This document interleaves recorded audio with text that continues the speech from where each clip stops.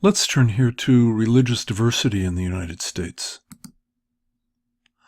On a sunny day in December, with 6 inches of snow on the ground and the temperature near freezing, Greek-American anthropologist Catherine Kozaitis was driving through the hinterlands of Ohio in a car with 4 other women. All were dressed in solid black, including thick headscarves folded over and across the chin. The group received long and suspicious stares from curious onlookers when they stopped to fill the tank with gas. One young man asked, "What kind of believers are you?" What could these spectators have been thinking? Kozaitis and her family were on their way to a monastery to attend a memorial service for her uncle who had died 40 days earlier. In Greece, black symbolizes mourning the death of a loved one, and memorial services are required 40 days after death. Depending on the age and relationship of the deceased, Greek women, especially those who ascribe to rural customs, may wear black for life. An intergenerational group of women wrapped in black attire without any makeup to conceal their gloomy, anxious-looking faces and speaking an unfamiliar language may be out of context in rural Ohio. North Americans display many cultural markers, including accessories that symbolize religious affiliation or identity. On Friday evenings, Orthodox Jewish men and boys wear yarmulke, or skull caps, while women wear snoods. A crucifix may adorn the neck of a Christian Arab student in Dearborn, Michigan. Young Muslim women studying in a university library in New York City stand out from their peers due to the hijab that covers their head. Nuns wearing layers of black clothing and a wimple welcome a group of school children and their teacher at a monastery in North Carolina. Amish men with beards dressed in straight black-cut suits, coats, and straw hats ride in a horse and buggy in Pennsylvania.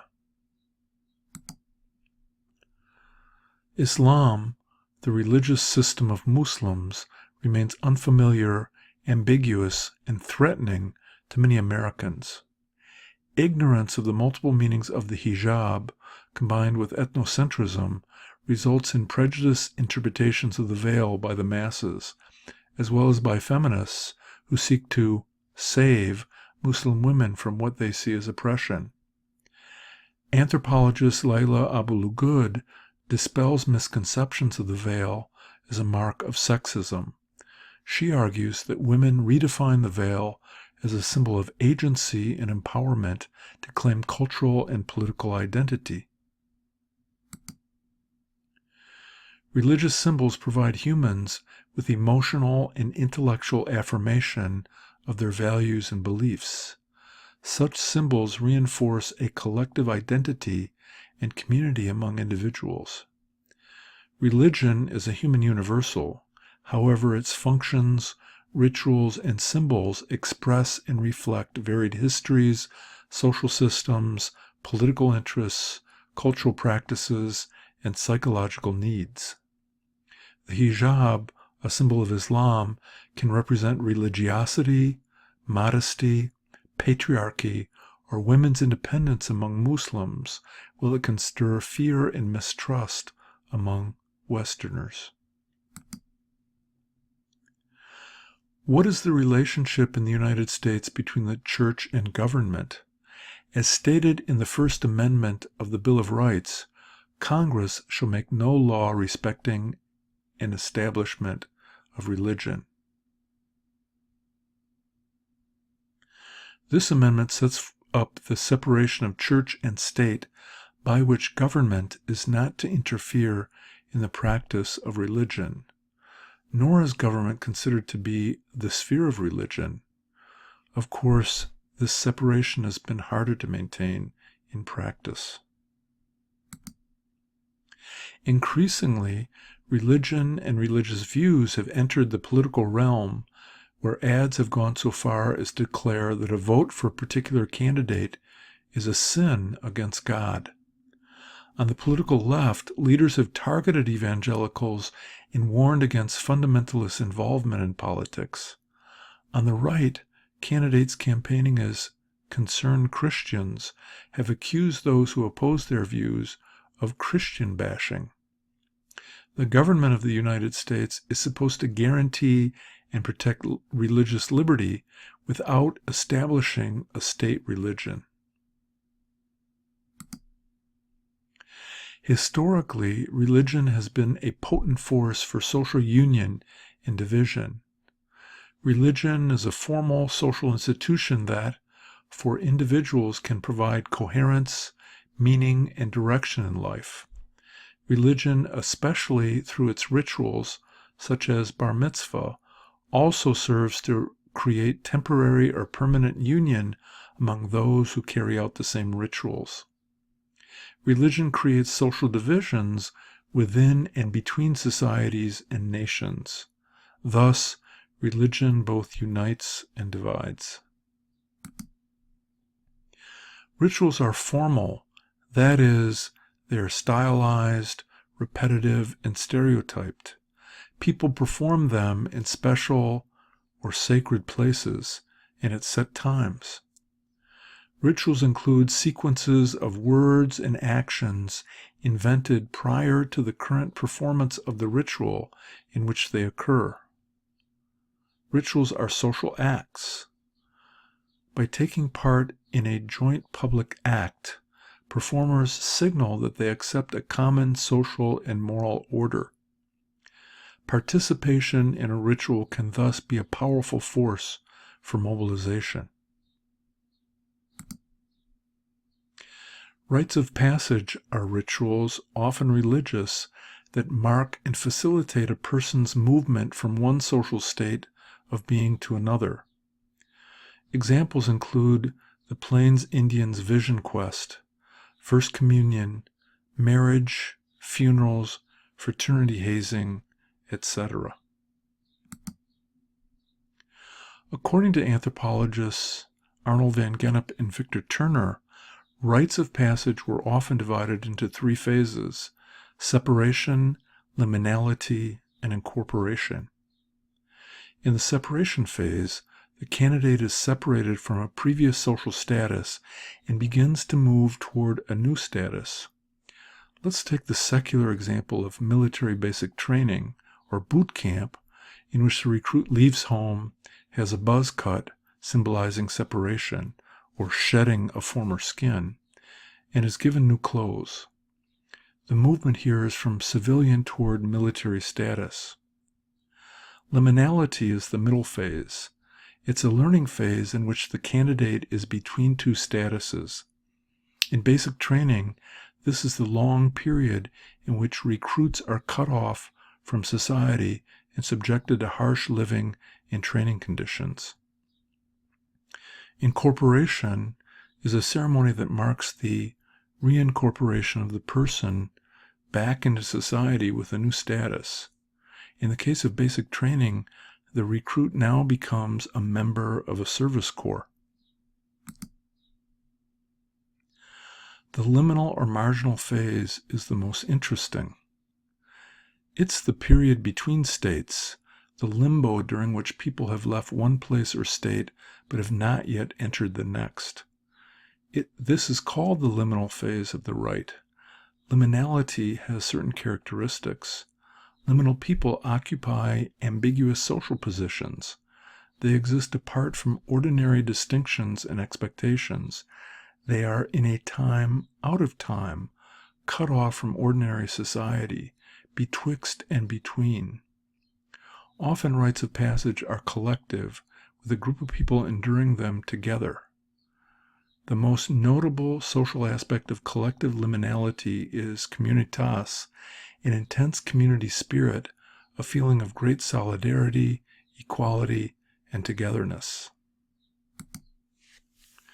Let's turn to religious diversity in the United States.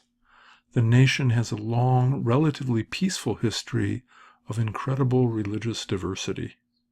Today, the main religious minorities include Jews, Mormons, Muslims, Buddhists, and Hindus. This table from the Pew Research Center looks at religious affiliation in the United States. While over 70% of the population is Christian, there is great religious diversity within Christianity, especially within evangelical and mainline Protestant traditions. This table also lists 5.9% of non-Christian faiths, including Judaism, Islam, Buddhism, Hinduism, and others. Almost 23% of the people polled indicate that they have no religious affiliation. The dominant form of Christianity in the United States has been Protestantism. Protestantism arose in Europe in the 15th century as a reaction against perceived corruption in the Roman Catholic Church. It represented an effort to produce a purer form of faith, free of that perceived corruption. It placed an emphasis on a direct personal relationship with God and a commitment to independence and individuality. Puritans fled religious persecution in Europe and came to the New World where they wanted to build a Christian society. Mainline Protestant branches have included Lutherans, Methodists, Presbyterians, Baptists, and Anglicans or Episcopalians. For 4 centuries, mainline Protestant churches were the most popular religions in the country. Max Weber's famous 1904 book, The Protestant Ethic and the Spirit of Capitalism, sought to explore the relation between religion and economics. Weber saw European Protestants and later their American descendants as more successful financially than Catholics. He attributed this difference to the values stressed by their religions. Weber saw Catholics as more concerned with immediate happiness and security. Protestants were more ascetic, which means that they practiced self-denial. They were also more entrepreneurial and future-oriented, he thought. Early Protestants saw success on earth as a sign of divine favor and probable salvation. According to some Protestant credos, individuals could gain favor with God through good works. Material success, achieved through hard work, could be a strong clue that someone was predestined to be saved. The English Puritan variety of Protestantism eventually transferred to North America, stressed work and discouraged leisure, worldly pleasures, and the enjoyment of life. Profits, the fruits of successful labor, could be given to the church or reinvested, but they could not be hoarded because excess wealth might lead to temptation. Karl Marx argued that capitalism was based on the exploitation of the workers, or proletariat, by the owners, bourgeoisie, as we discussed in the module on class. Weber, on the other hand, argued that capitalism was a byproduct of the Protestant Reformation. Again, early Protestants argued that people had a calling, a heaven-chosen line of work. This made people work harder. Predestination was the idea that God had already determined who would go to heaven or hell after death. But the idea of predestination did not lead people to fatalism, but to work even harder, but all while consuming less. By their behavior, people sought to convince themselves that God had chosen them. Worldly success was seen as a sign of spiritual fitness, and this work ethic led to high productivity, but again, because people could not enjoy their prosperity, which would have been sinful, they invested their earnings creating capital and hence fueling the capitalist revolution.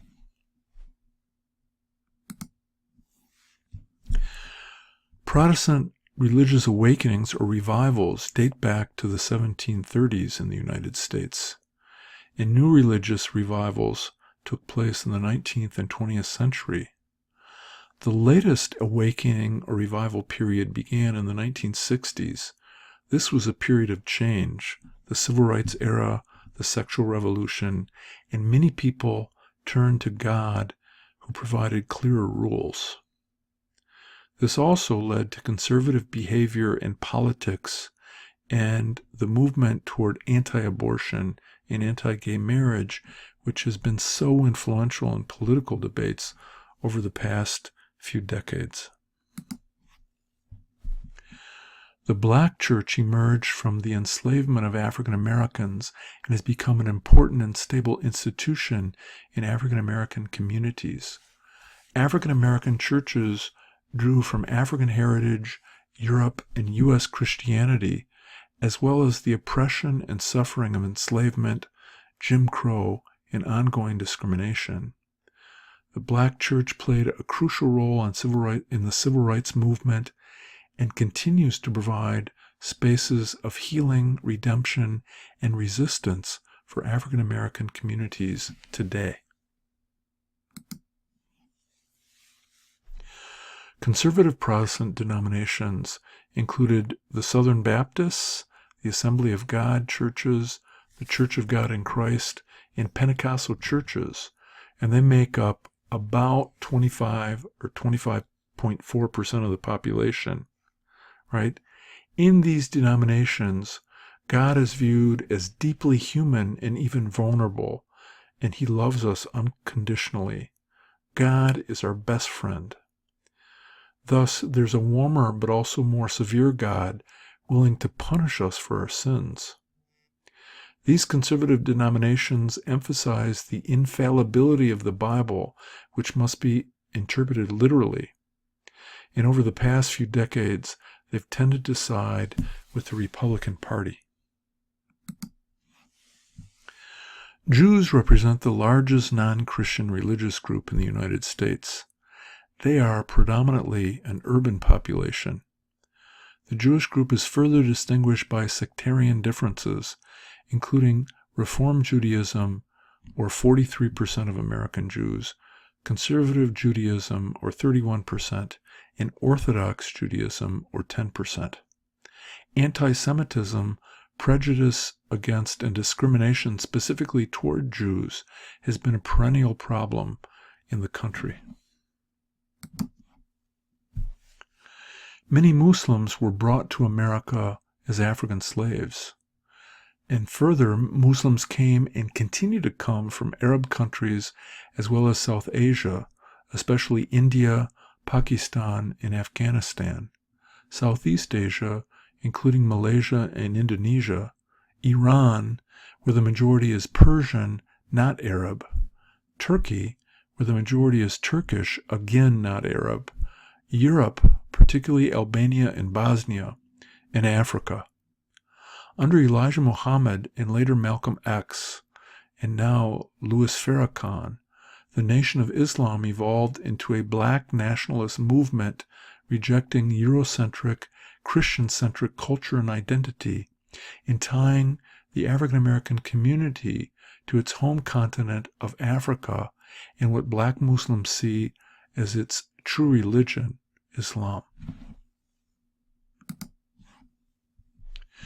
Hinduism, a religion associated with India, first came to American attention during the World Parliament of Religions in 1893. While Hinduism is largely an immigrant religion, Buddhism has won many American converts due to its perceived spiritual and ethical qualities.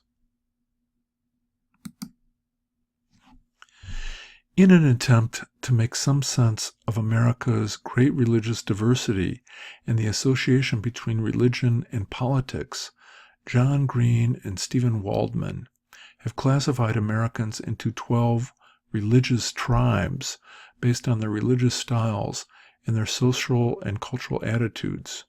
These include the religious right, who are mostly evangelical Protestants,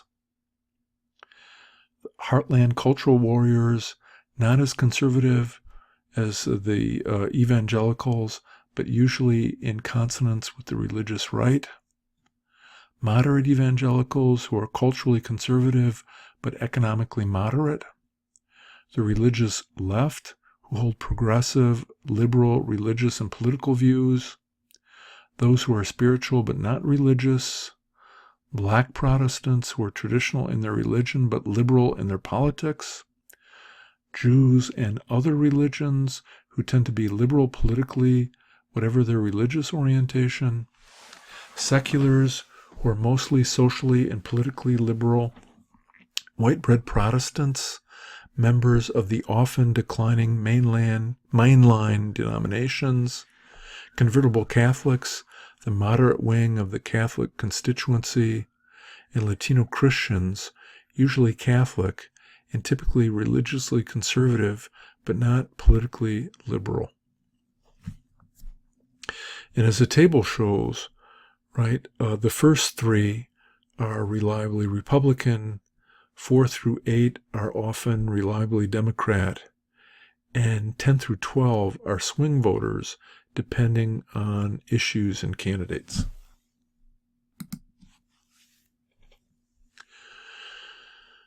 A brief conclusion. Religion has continued to be and will continue to be a divisive political issue as the U.S. becomes increasingly more religiously diverse. It can no longer be assumed that everyone shares the same sentiments, and it can be fairly assumed that they do not. Religion is an important factor in almost all societies, providing explanations, control mechanisms, and social legitimation. American religion, like every other aspect of American society, is diverse, composite, and constantly evolving. Christianity contains many distinct and often fractious churches, denominations, and sects. Christianity shares the field with many, in fact, virtually all imaginable religions, Western, Eastern, traditional, and new. Therefore, religion, ideally functioning to unify a society in belief, in practice, and value, inevitably raises social and political conflicts. American religion is bound to become yet more diverse in coming years, making religious pluralism a perennial fact and challenge.